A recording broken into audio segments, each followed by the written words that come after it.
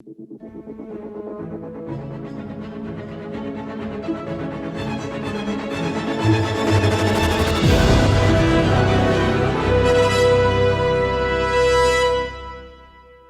it going, beautiful and amazing people? This is Takai, and today I'm going to be sharing with you guys my thoughts on these Nanlite Pavotube 15Cs. I'm going to turn it on real quick and very lightsabery looking lights. Today's episode is going to be a little more Star Wars themed. I've been in a Star Wars mood lately. And just so you guys know, this is going to be a review that's based more on user experience. It's not going to be extremely technical.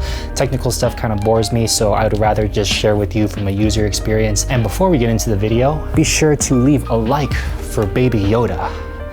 This is the way. So the first thing that I love about these lights is how easy they are to use. They have a battery built inside of them, so you can use these lights literally anywhere. But I wouldn't leave them on for a long period of time because they only last up to 2 hours on full blast. And typically your shoots are gonna last a lot longer than 2 hours. And you also have the option to plug them in. It comes with a power cord where you can plug 2 of them in at the same time. And it's also how you charge them. And I've brought them on a ton of different sets, and I've used them to light product videos, backlight actors and actresses, and use them as key lights for indoors. These aren't very strong for outdoor usage. The only time I've really used them outdoors is when it was basically like blue hour being like right when magic hour ends and it's a little bit darker outside. That's when you're gonna actually see some punch for these, but in the middle of the day, these are kind of useless. So because of their form factor, it's easy to stick into random corners that you wouldn't be able to stick a regular light into. It has these edges right here that are hexagon shaped, so that means it has 6 flat surfaces on the edge, making it easy for you to place them just about anywhere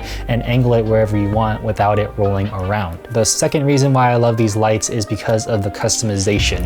So I'm going to show you guys right here. You turn it on. This is the RGB mode, and I'm going to change it back to the regular colors. I'm going to darken it so I'm not blinding you guys, but basically right here is 2700K, and then you can bring it all the way up to 6500K. So you have a lot of range here from the cold and warm colors, and then it also has a dimmer that can go from 0% all the way to 100%. And because they're bicolor, you never have to worry about gelling them, and they're really easy to match with whatever light source that you're working with. With the RGB colors, I'm gonna turn it back on. It has the button called HSI. You push on this and then you have an HSI saturation and a dim option. You have to change it kind of slowly in order for it to like accurately change it to whatever color you want. But as you can see here, all of the different color options that we have, you can control the saturation level of the colors. So I'm gonna turn this down, and now you can see that it was red for a second, but now you can change it all the way down to white light. And then of course you have your dimming options. They also have a slave mode, so you can sync the settings of one light to the other. I don't personally use this, but maybe you may have some sort of use for it. Now, to be completely honest, as far as the color accuracy goes, I think it's pretty good overall, but I did notice that there is a pink tint in the light, and it really shows when you're lighting in skin tones. So as you can see right here, I'm actually having the second Pavotube light lighting me at daylight, and I'm not gonna color correct any of this footage, so what you're seeing on my face right now is the color that it's actually going to be giving. There is a little bit of a pink tint. To most people, it probably won't be that noticeable, but for people that want really color accurate lights, this may be an issue to you, but to me personally, I don't think it's bad to the point where I would consider these bad lights. And it's actually pretty easy to color correct the footage in post, so I don't see it as a big deal. The build quality on these feels a little plasticky, but not plasticky in the sense that it feels like it's going to break easily. Like, they feel pretty sturdy for the most part, and if I had to rate my confidence in this surviving a fall, I would probably give it like an 8. Obviously, I'm not going to test that, but it's something to keep in mind. The next cool thing about these lights is that they have built-in lighting effects. So how you would use it is you would push on the special button, and now you're gonna have all these different effects. Like, for example, we have this cop car effect, and then it has a little candlelight effect. Oh shit, that is bright.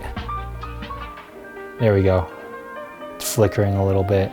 So that's the candlelight effect. Next one, we have the flash timer, and you could even adjust the intensity of how fast it flashes or how slow it flashes. This mode is called SOS. I don't really know exactly what it does, but it just flashes on and off really slow. And then we have the storm mode. I must not have it set correctly, but basically it's supposed to create a thunderstorm effect. Oh, okay. You're supposed to push the enter button to activate the thunder, so... And that's pretty much it. Like, all in all, these are some really good lights. They're about $200 a pop. I actually bought a bundle of these for two for $500, and these are the 2 foot long ones. They also have 1 foot long ones, and my friend has a pair of those, and I think they have a magnet on the back. I don't really know how much different they are, but I'm assuming that they're pretty similar. And these are really handy lights to have because it makes run and gun shoots a lot easier because they require pretty minimal setup. If you have someone working with you, you can just carry it around and Hollywood it and then light the shots. And then if you're shooting outdoors at night, like, you don't have to worry about plugging any lights in. You can just use a few of these. You could probably light your scene pretty easily with just those. So if you're interested in getting these lights, I have a link for them down in the description below. I have spoken.